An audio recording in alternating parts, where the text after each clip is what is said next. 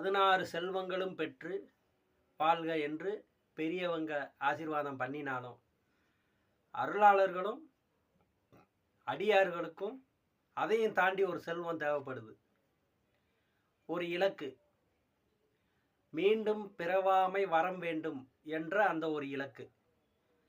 அதை பெறுவதற்கான வழிகள் நிறைய இருந்தாலும் தேவாரம் பாடி அந்த திருவருளை பெற வேண்டும், மீண்டும் பிறவாமை வரம் பெற வேண்டும் என்ற வழியை சிவாலய முனிவர் உணர்ந்திருக்காரு.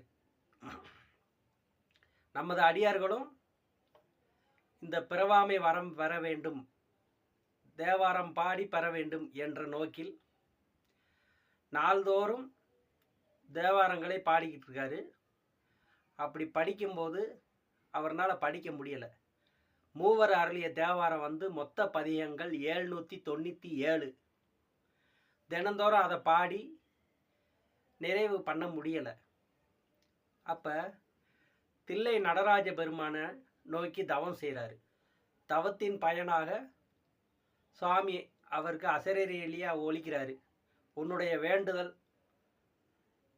பொதிகையில் இருக்கும் அகத்திய முனிவரிடம் தெரிவிக்கவும் அப்படின்னு சொல்லி சொல்கிறாரு. உடனே தில்லையில் இருந்து பொதிகை மலைக்கு புறப்படுறாரு சிவாலய முனிவர்.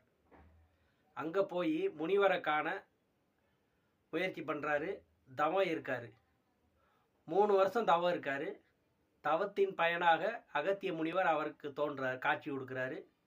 தனது வேண்டுதலை சொல்கிறாரு. சுவாமியோட தேவார பதியங்களை தினந்தோறும் பாடணும், அதனால் திருவருளை பெறணும்னு சொல்லி நான் முயற்சி பண்ணினேன். என்னால் தினந்தோறும் அத்தனை தேவாரங்களையும் பாடி முடிக்க முடியலை, நிறைவு பண்ண முடியலை. அதனால் இதற்கான வழியை கூறுங்கன்னு சொல்லி சொல்கிறாரு. அதற்கு அகத்திய முனிவர்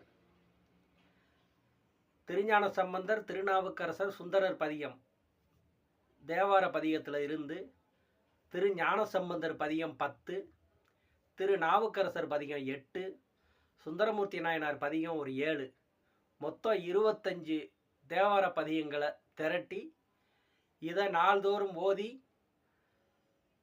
திருவருளை பெறலாம், மீண்டும் பிறவாமை வரம் பெறலாம் சொல்லி சிவாலய முனிவருக்கு திரட்டி கொடுக்குறாரு.